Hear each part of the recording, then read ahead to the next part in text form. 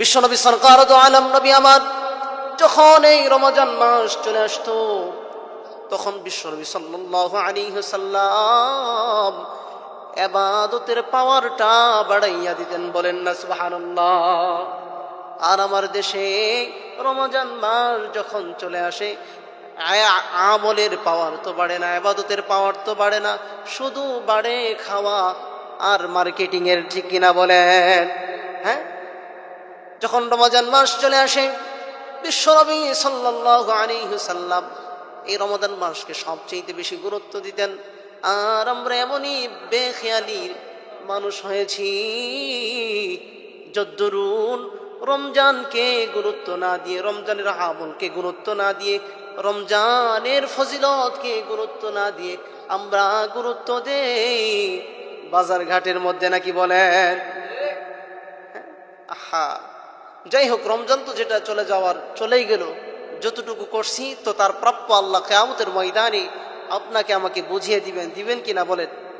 তো এখন আমাদের যেটা করণীয় সেটা হচ্ছে কি, রহমতের 10 দিন চলে গেছে, মাগফিরাতের 10 দিন চলে গেছে, নাজাতের 10 দিনের মোটরে পানি পড়তেছে, নাজাতের 10 দিনের মধ্যে আজকে শেষতম দিন।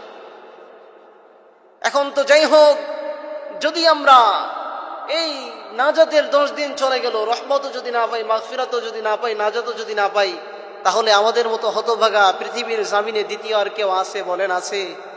নাই। যদি এই রমজানের রহমত, বরকত, মাগফিরাতের ফজিলত যদি অর্জন করতে চান তাহলে আমাদের করণীয় কি বলেন? আমাদের একমাত্র করণীয় হচ্ছে অসহায় দরিদ্র মানুষের পাশে দাঁড়ানো। বিশ্বনবী সাল্লাল্লাহু আলাইহি ওয়াসাল্লাম বলেন, রমজান শেষ করে যে তোমাদের সামনে ঈদুল ফিতর চলে আসতেছে, তোমরা তো ঈদুল ফিতর উদযাপন করবে এবং কি তোমাদের আশেপাশে যারা দরিদ্র মানুষ আছে, তোমরা যেভাবে ঈদুল ফিতর উদযাপন করো তাদেরকে একসঙ্গে নিয়ে উদযাপন করো। কেমন করে করবা? তুমি যেমন পোশাক কিনো, তুমি যেমন মার্কেটিং করো, তোমার যেমন প্রয়োজন আছে পোশাক আশাকের, যেমন তোমার চাকচিক্যর প্রয়োজন আছে, ততরূপ কিন্তু গরিব দুঃখীর মনে চাই কিনা বলেন? চাই। এখন তাহলে আমাদের করণীয় কি বলেন? আমরা কি করব? আমাদের করণীয় হলো আমরা সেই অসহায় দরিদ্র গরিব দুঃখীর মানুষের পাশে দাঁড়াবো। কেমন করে দাঁড়াবো?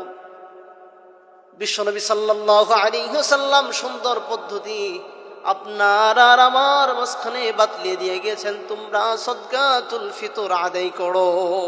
এবং কি মহান আল্লাহ পাক রব্বুল আলামিনও সুন্দর সিস্টেম বাতলিয়ে দিয়ে গিয়েছেন, কারো প্রতি কোনো জুলুম করে নাই, কারো প্রতি কোনো বেইনসাফি করেন নাই।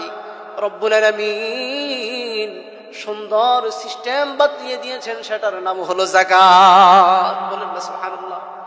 কারো প্রতি কোনো জুলুম করছে বলেন?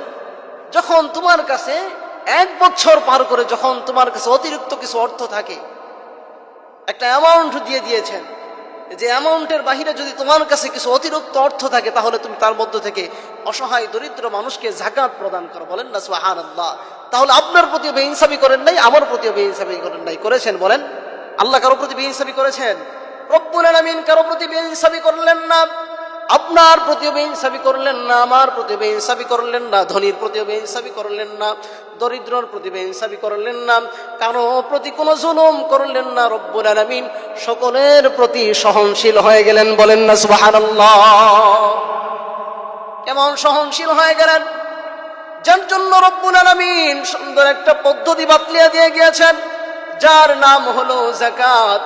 এবং কি সরকার দো আলম নবী আমার সুন্দর একটা পদ্ধতি বাতলিয়ে দিয়ে গিয়েছেন, যার নাম হলো সদকাতুল ফিতর। আর আমরা কি করি বলেন? আল্লাহ তাআলা আমাদেরকে অনেক অর্থ সম্পদ দিয়েছে, অঢেল সম্পদ দিয়েছে। এই সম্পদকে আমরা কাজে লাগাই না, করি কি কিপটামি, নাকি বলেন? কিপটামি করি কিনা বলেন? এমন কিপটামি করি যে কিপটামির কোনো শেষ নাই। এত অর্থ সম্পদ কাকে খাওয়াবেন? এত অর্থ সম্পদ কোথায় নিয়ে যাবেন? এত অর্থ সম্পদ কি আপনার সাথে যাবে? না না না না না না, বিশ্ব নবী সরকার দু আলম বলেন, মানুষ যখন মৃত্যুবরণ করে, মানুষ যখন মৃত্যুবরণ করে, মানুষের সঙ্গে কবর পর্যন্ত তিনটা জিনিস যায়। তোর মধ্যে নাম্বার 1 হলো তার সন্তান সন্ততি, দ্বিতীয় নাম্বার হলো তার মাল, তৃতীয় নাম্বার হলো তার আমলে সালেহ। প্রথম নাম্বারটা তার সন্তান সন্ততি, দ্বিতীয় নাম্বারটা তার অর্থ সম্পদের কথা বললেন, তৃতীয় নাম্বারটা আমলে সালেহের কথা বললেন। এখন বিশ্বনবী এটাও বললেন যে তিনটা জিনিস যে তোমাদের সঙ্গে গেল, তোর মধ্যে 2টা জিনিস কবর জগৎ থেকে এই দুনিয়াতে ফিরে আসেন, বাকি একটা তোমার সঙ্গে যায়। বলেন আল্লাহু আকবার।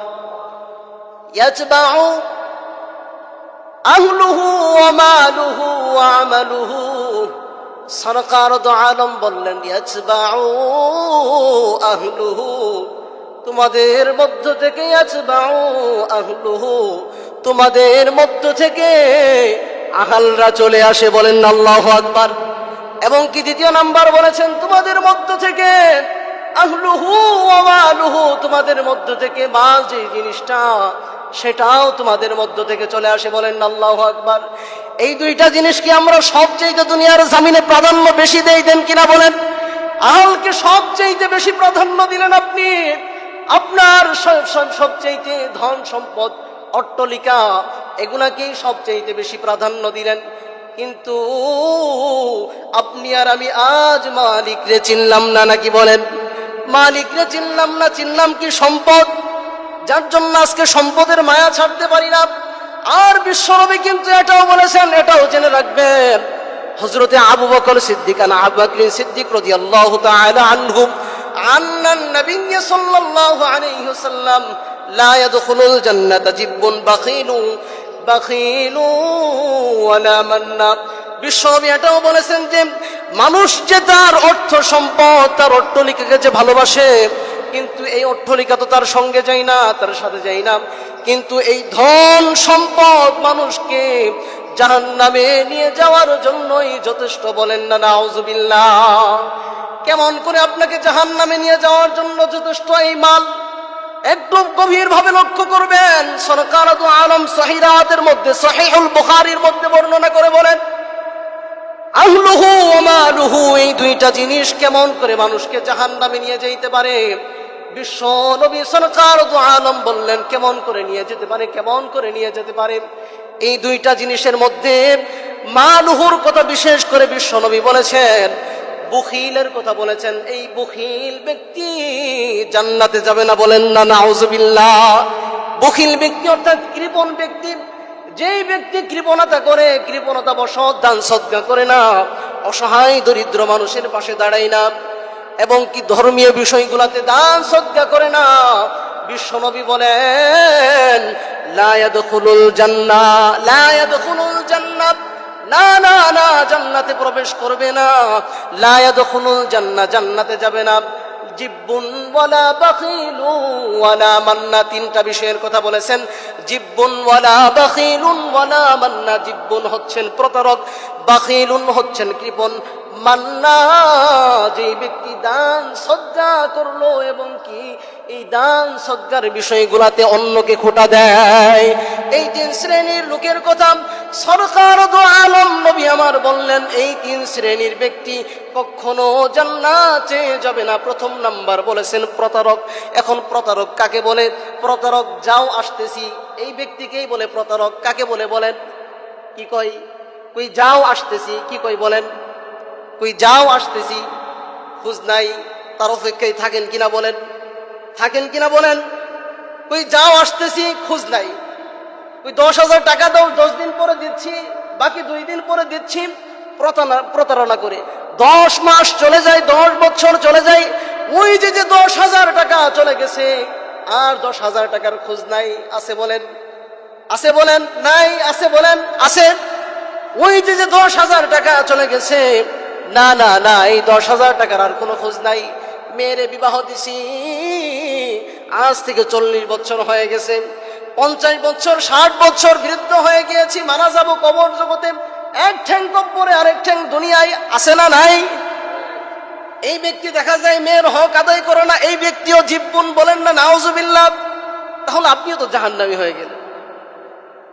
হাদিস অনুসারে আপনিও তো কি হয়ে গেলেন বলেন?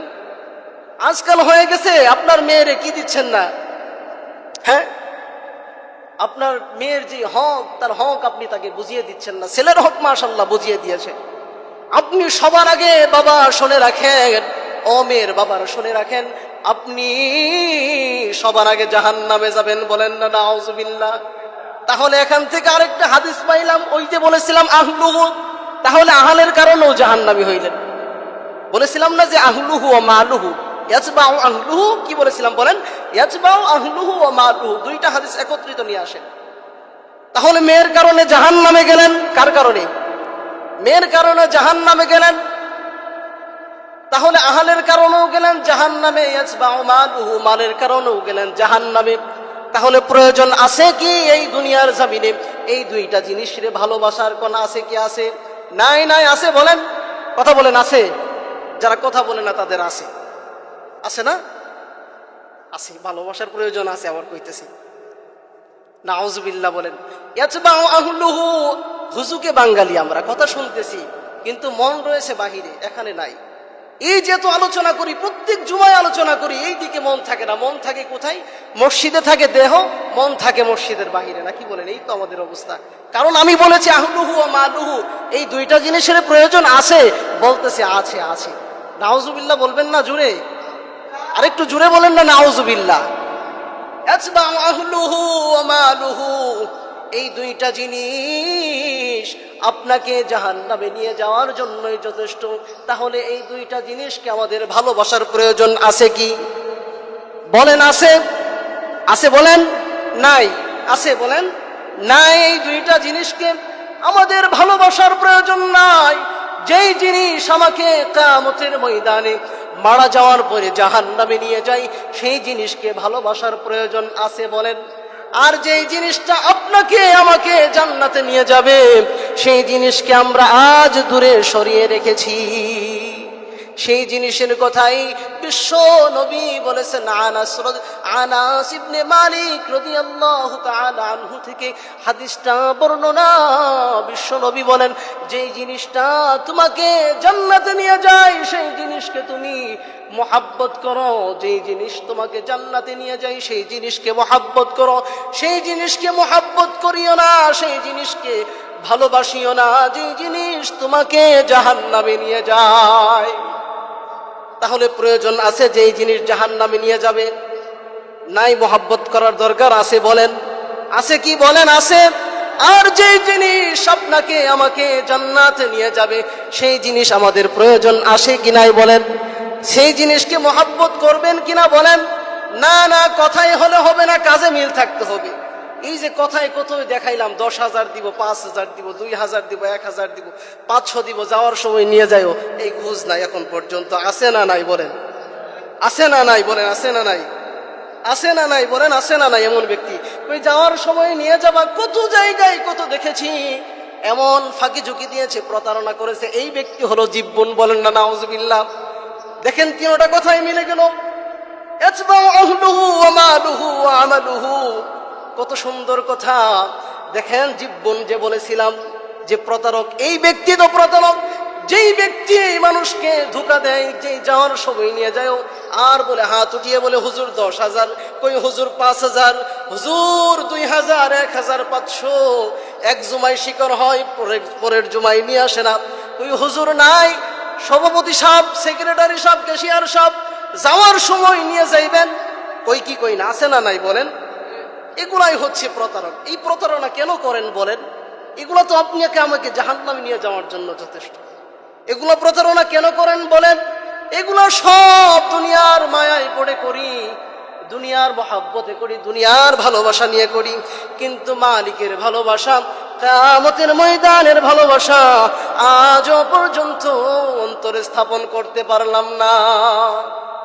যদি আখিরাতের ভালোবাসা স্থাপন করতে পারতাম তাহলে কাউকে ধোঁকা দিতাম না, সম্পদকে ভালোবাসতাম না, স্বীকার করতাম। আর যদি বাড়িতে থাকতো সাথে সাথে নিয়ে এসে দিয়ে দিতাম।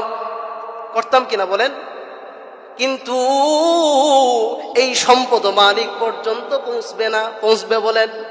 এই সম্পদ কি মালিক পর্যন্ত পৌঁছবে? বলেন পৌঁছবে? না না না। অর্থ সম্পদ অট্টালিকা, এত সুন্দর একটা বাড়ি করেছেন, এত সুন্দর গাড়ি, এই গাড়ি দিয়ে কি জান্নাতে যাবেন? এই বাড়ি কি জান্নাতে থাকবে? হীরা মণি মুক্তা দিয়ে ভরা বাড়ি, কত সুন্দর বাড়ি করেছেন, কিন্তু নবী বলেন না না না, এগুলা কিয়ামতের ময়দানে কোনো কাজে আসবে না। বলেন আল্লাহু আকবার। কোনো কাজে আসবে না এগুলা। তাহলে কাজে আসবে কি? সরকার দু আলম নবী থেকে নাজিল হয়ে আল্লাহ নাজিল করে বলেন কোরআনের 26 নম্বর সূরা 19 নম্বর পারা সূরা আশ-শুআরার 88 নম্বর আয়াতের মধ্যে রব্বুল আলামিন বলেন ইয়াউমা লা ইয়ানফাউ মালু ওয়ালা বানুন ইল্লা মান আতাল্লাহা বিকলবিন সালিম।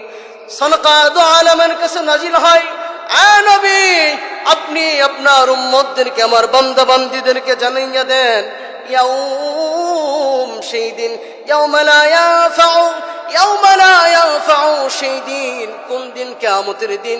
ইয়াউমা লা ইয়ানফাউ মালু ওয়ালা বানুন, ইয়াউমা লা ইয়ানফাউ, সেই দিন কোনো কাজে আসবে না। মালু, আপনার ধন সম্পদ। বলেন আল্লাহু আকবার। কে বলতেছেন এই কথা? বলেন। আল্লাহ বলতেছেন মালু, ইয়াউমা লা ইউনফাকু মালু ওয়ালা বানুন। রব্বুল আলামিন বলেন ইয়াউমা লা ইউনফাকু, সেই দিন কোনো কাজে আসবে না, কোনো কাজে আসবে না। কি কাজে আসবে না? রব্বুল আলামিন বলেন মালু ওয়ালা বানুন, মালু ওয়ালা বানুন। প্রথম নাম্বার বলেছেন মালু, মাল, বানুন তোমার সন্তান সন্ততি। বলেন আল্লাহু আকবার। নবী বললেন তোমার সন্তান সন্ততি, তোমার ধন সম্পদ অট্টালিকা, মালু কোনো কাজে আসবে না। এবং কি দ্বিতীয় নাম্বার বলেছেন বানুন, তোমার সন্তান সন্ততিও কোনো কাজে আসবে না। তাহলে এগুলার প্রয়োজন আছে? বলেন আছে না নাই? আছে বলেন? হ্যাঁ আছে, ক্ষণিকের জন্য। যেহেতু তারা আমাকে ক্ষণিকের জন্য মহাব্বত করে, ক্ষণিকের জন্য তারা যেহেতু আমার প্রয়োজন মিটাচ্ছে ক্ষণিকের জন্য, তাহলে আপনি তাদেরকেও ক্ষণিকের জন্যই ভালোবাসেন। মৃত্যুর আগে এমন কিছু করে যান যার সওয়াব যেন আপনি কিয়ামত পর্যন্ত সদকায়ে জারিয়া হিসেবে আপনি আপনার কবর পর্যন্ত পেতে থাকেন। বলেন না সুবহানাল্লাহ। তাহলে কিয়ামত পর্যন্ত সদকায়ে জারিয়া হিসেবে কবরের মধ্যে শুয়ে শুয়ে কোন সওয়াব পাবেন? সরকার দু আলম নবী বলেন সেই সওয়াবই মানুষ কবরের মধ্যে শুয়ে শুয়ে পাবে, যেটা সে মসজিদ কিংবা মাদ্রাসার জন্য কাজে লাগাই গেছে, এই সওয়াবটা সে কবরে শুয়ে শুয়েও পেতে থাকবে। বলেন আল্লাহু আকবার। তাহলে কি আমরা মসজিদে ভালোবাসি? যেটা আমাকে কিয়ামতের কাজে লাগাবে, কিয়ামতের দিন কাজে লাগাবে, কিয়ামতের ময়দানে কাজে দিবে, সেটাকে প্রাধান্য দেই না। প্রাধান্য দেই কোনটাকে? ইয়াতবাউ মালুহু আহলুহু, আমরা কাজে দিচ্ছি ইয়াতবাউ আহলুহু রে ও মালুহু, এই দুইটা জিনিসে আমরা বেশি প্রাধান্য দেই। আজকে থেকে দিব না, নাকি বলেন? দিবেন? তাহলে মালিকের নিকট কি পৌঁছে? মালিক বলেন তোমাদের ধন দৌলত অট্টালিকা সম্পদ কিছুই পৌঁছে না, শুধুমাত্র পৌঁছে সূরা আশ-শুআরার 89 নম্বর আয়াতের মধ্যে বলেন ইল্লা মান আতাল্লাহ, আমার নিকট পৌঁছে, মালিক বলেন আমার নিকট পৌঁছে বিকলবিন সালিম। তাহলে মালিকের নিকট পৌঁছে বিকলবিন সালিম, এমন একটা আত্মা, এমন একটা আত্মা যে আত্মাকে আমরা খালিস করতে পারি, যেটা মালিকের জন্য। মালিক বলেন বিকলবিন সালিম, বিকলবিন সালিম, তোমাদের বিশুদ্ধতম একটা আত্মাই শুধু আমার নিকট পৌঁছে। আমি তোমার টাকা চাই না, অর্থ চাই না, সম্পদ চাই না। নাকি যত টাকা মসজিদের জন্য দেন এটা আল্লাহর ফান্ডে যায়? যা মসজিদে দেন সব আল্লাহর কাছে যায়? বলেন আল্লাহর ব্যাংকে জমা করতেছেন না? তাহলে আল্লাহ এখানে কি বুঝাচ্ছেন? বিকলবিন সালিম, তুমি যে দান সদকা করতেছো এটা আমার নিকট পৌঁছে না। তাহলে আমার নিকট পৌঁছে শুধুমাত্র বিকলবিন কলব, অর্থাৎ হৃদয়, যেটা আমাকে আমরা আত্মা বলি, কলব অর্থাৎ আত্মা বলি যেটাকে, এই বিশুদ্ধতম আত্মাটা মালিকের নিকট পৌঁছে। বলেন না সুবহানাল্লাহি ওয়া বিহামদিহি। দেখেন না এই সম্পদ অট্টালিকা সম্পদওয়ালা কত মানুষ এই দুনিয়ার জমিনে এসেছে, তাদের মধ্যে একজন ছিলেন যার নাম ছিল কারুন। নাম শুনেছি কিনা বলেন? নাম শুনেছি কিনা তার নাম? আমরা অনেকে কারুনের নাম শুনেছি, ফিরাউনের নাম শুনেছি, হামানের নাম শুনেছি কিনা বলেন? আল্লাহ রব্বুল আলামিন এই কারুনের নিকট পাঠিয়েছিলেন পয়গম্বর মূসা নবীকে। কেমন করে পাঠালেন? আল্লাহ তাআলা বলতেছেন, ওয়ালাকাদ আরসালনা মূসা বিআয়াতিনা ওয়া সুলতানিম মুবিন। জুড়ে বলুন আল্লাহু আকবার। রব্বুল আলামিন বলেন, আমি মূসাকে পাঠালাম। ওয়ালাকাদ আরসালনা মূসা বিআয়াতিনা, আমি মূসাকে পাঠাইলাম ও সুলতানিম মুবিন, আয়াত সমূহ, দলিল সমূহ, প্রমাণ সমূহ দিয়ে পাঠালাম। ইলা ফিরআউনা ওয়া হামানা ওয়া কারুন, আমি পাঠালাম ইলা ফিরআউন, ফিরআউনের নিকট, ওয়া হামান, হামানের নিকট, ওয়া কারুন, কারুনের নিকট পাঠাইলাম। কিন্তু হতভাগার দলেরা বুঝলো না। এই হতভাগার দলেরা বুঝলো না, না বুঝে কি করলো এই হতভাগার দলেরা বুঝলো না, না বুঝে বলল, ফাকালু সাহিরুন কাযযাব। জুড়ে বলুন আল্লাহু আকবার। এই হতভাগার দলেরা বুঝলো না, না বুঝে নবী মূসাকে বললেন সাহিরুন, জাদুকর, কাযযাব, চরম মিথ্যাবাদী। বলেন না নাউযুবিল্লাহ। আচ্ছা, নবী মূসা কি মিথ্যাবাদী ছিল বলেন? নবীরা কি মিথ্যাবাদী ছিল বলেন? নবীরা মিথ্যাবাদী নয়, কোরআনও মিথ্যাবাদী নয়। পয়গম্বর মূসা নবীকে মিথ্যাবাদী বলে ঘোষণা করলো, জাদুকর হিসেবে ঘোষণা করলো। কিন্তু ঘোষণা করলো তো করলোই, তারা নিজেরাই হতভাগা হয়ে গেল। বলেন না নাউযুবিল্লাহ। তাহলে তারা হতভাগা হয়েছে না নবী মূসা হয়েছে? বলেন, তারাই হয়েছে। তাহলে আমরাও হতভাগা হব। হতভাগা আপনিও হবেন, হতভাগা আমিও হব। আজকে যদি কোরআনেই বিশ্বাসী না হই, আজকে যদি কোরআনে যদি বিশ্বাসী না হই, আপনিও হতভাগা, আমিও হতভাগা। ঠিক কিনা বলেন? ঠিক কিনা বলেন? হতভাগাকে আপনি আমি, যদি কোরআনকে বিশ্বাস না করি, নাকি বলেন? হতভাগাকে আপনি আর আমি। যেমন হতভাগা হয়েছিল নবী মূসা আলাইহিস সালাতু ওয়াস সালাম, কারুনকে ওয়াজ করে আর বলে, ওয়াজ করে আমি যেমন বলতেছি এইভাবে বলে, কারুনকে বলে, কারুন যাকাত দাও, যাকাত দাও, এত ঢোল সম্পদ, এই সম্পদ তুমি কোথায় কি করবা? কবরে তো যাবে না। প্রাথমিক পর্যায়ে মূসা নবীর ভগ্নিপতি ছিলেন এই কারুন। অনেক বয়ান করলেন, বুঝে না। কি কয় কারুন? কয় না না না, যাকাত দিব না, যাকাত দিব না।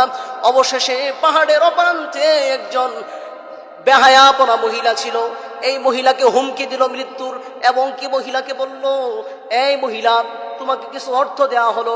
যখন মূসা ভরা মজলিসের মধ্যে বসে যখন বক্তব্য দিবে, তুমি এমন তো সময় দাঁড়াইয়া বলবা, মূসার সন্তান, অবৈধ সন্তান আমার পেটে। বলেন না নাউযুবিল্লাহ। যাক, চলে গেল পয়গম্বর মূসা নবী।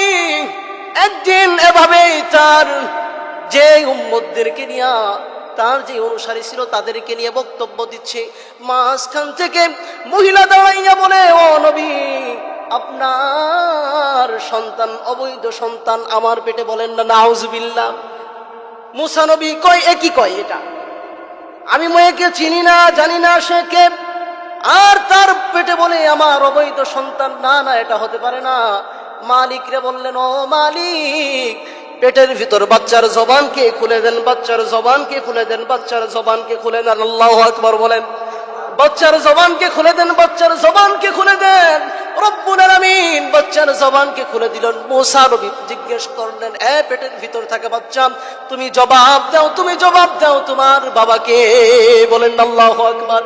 বাচ্চা সাথে সাথে জবাব দিয়ে বলে, ওগো নবী, আপনি আমার বাবা নন, আমার বাবা হলেন পাহাড়ের অপ্রান্তে থাকা একজন রাখাল। বলেন আল্লাহু আকবার। তাহলে সেই আল্লাহ তখনও ছিল, এখনো আছে না নাই? বলেন। তাহলে যাকাত কি দিবেন কি দিবেন না, সেটা আপনাই চিন্তা করিলেন। আজও পর্যন্ত কারুনকে ডাকা হলো, এই কারুন, তুমি এই সিদ্ধান্ত পাকাইছো কেন? ওই যাকাতের জন্য। তখন আল্লাহ রে বললেন, ও মালিক, এই জমিনকে আমার আয়ত্তধীন করে দেন। ও মালিক, এই জমিনকে আমার আয়ত্ত করে দেন। এই জমিনকে আমার আয়ত্ত করে দেন। আল্লাহ বললেন যে দিলাম, যাও মুসা। মুসা নবী জমিনকে বললেন, রে জমিন ধর ধর, কারুন রে ধর। সাথে সাথে জমিন কারুন রে ধরে বললেন না সুবহানাল্লাহ, সাথে সাথে ধরে ফেললেন। মুসা নবী আবার বললেন, মাটি হয় নাই, আবার ধর, ধরার মতো ধর।